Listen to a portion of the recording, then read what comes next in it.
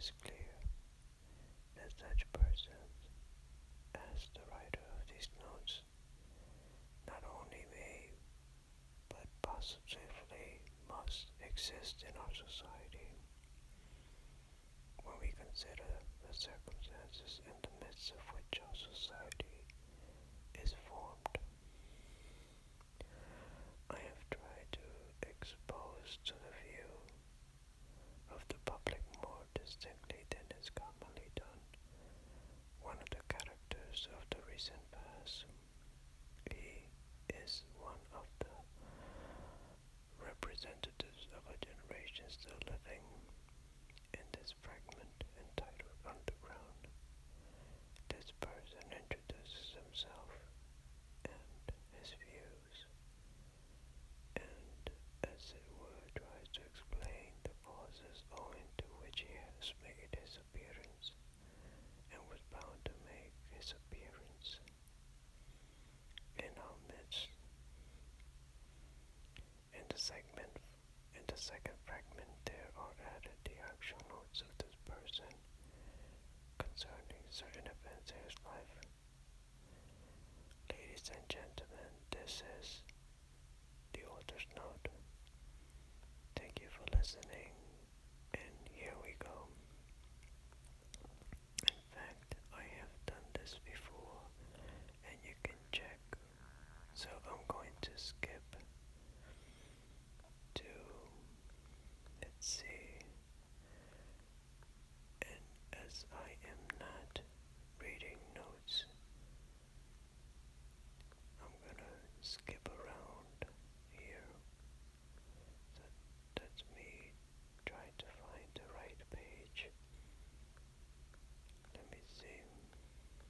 Or perhaps I will end this prematurely. Let me continue to find the place I'm looking for. If you haven't heard Notes from the Underground, I suggest you read it. So I'm going to read part 2. Part 2, apropos of the wet snow. When from dark era subjugation my words of passionate exhortation have wrenched thy faintings bedded fray, and writhing prone in thy affliction, thou didst recall with malediction the vice that had encompassed thee, and when thy slumbering conscience fretting recollections torturing flame, thou didst reveal the hideous setting of thy life's current ere I came, when silently I saw thee sicken and weeping, hide thine anguished face, revolted, maddened, horror-stricken at notice of foul disgrace, Nekrasov. This has been translated at any rate. Here we go, part 2, and this is, I guess, chapter 1, I believe. And this is book 1, but nonetheless is part 2, and this is number 1. Here we go. At that time, I was only 24. My life was even then gloomy, ill-regulated, and as solitary as that of a savage. I made friends with no one and positively avoided talking, and buried myself more and more in my hole. At work, in the office, I never looked at anyone, and was perfectly well aware that my companions looked upon me not only as a queer fellow, but even looked upon me, I always fancy this, with a sort of loathing. I sometimes wonder why it was that nobody except me fancied that he was looked upon with aversion. One of the clerks had a most repulsive, pock-marked face which looked positively villainous. I believe I should not have dared to look at anyone with such an unsightly countenance.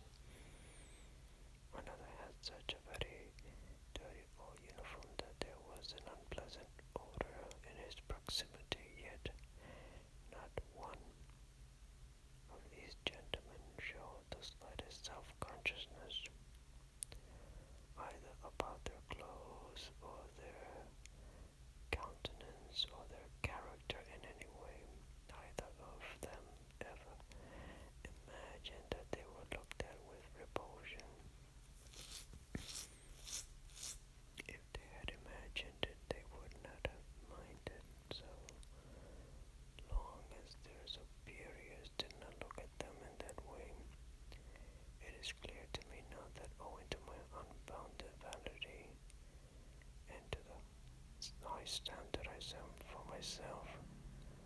I often looked at myself with furious discontent, which verged on loathing, and so I inwardly attributed the same feeling to everyone. I hated my face. For instance, I thought it disgusting and even suspected there was some debate in my expression. And so every day when I turned up at the office, I tried to behave as independently as possible and to assume a lofty expression so that I might not be suspected of being abject. My face may be ugly, I thought, but let it be lofty, expressive, and above all, extremely intelligent. But I was positively and painfully certain that it was impossible for my countenance ever to express those qualities. And what was worst of all, I thought it actually stupid looking, and I would have been quite satisfied if I could have looked intelligent. In fact, I would even have put up with looking base if at the same time my face could have been thought strikingly intelligent. Of course, I hated my fellow clerks one and all, and I despised them all, yet at the same time I was, as it were, afraid of them.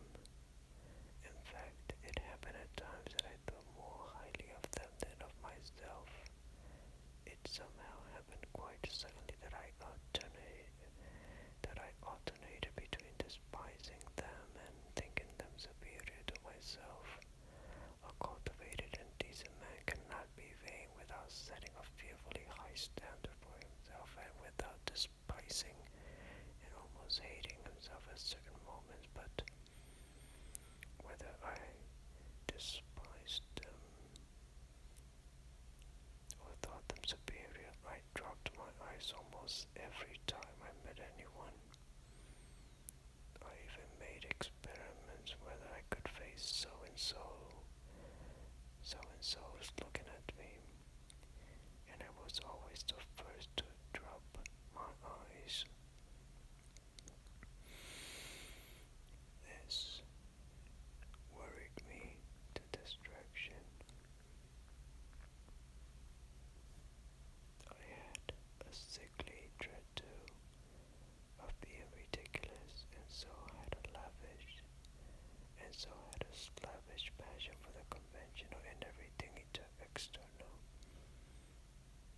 I loved to fall into the common rut and had a wholehearted terror of any kind of eccentricity in myself, but how could I live up to it?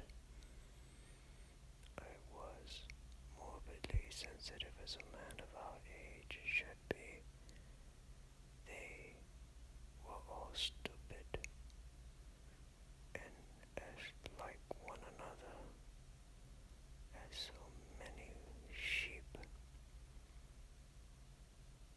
Perhaps I was the only one in the office who fancied that I was a coward and a slave, and I fancied it just because I was more highly developed. But it was not only that I fancied it, it really was so. I was a coward and a slave. I say this without the slightest embarrassment. Every decent man of our age must be a coward and a slave. That is his normal condition. Of that I am firmly persuaded. He is made and constructed to that very end, and not only at the present time owing to some casual circumstances, but always, at all times. A decent man is bound to be a coward and a slave. It is the law of nature for all decent people all over the earth. If any one of them happens to be valiant about something, he need not be comforted nor carried away by that. He would show the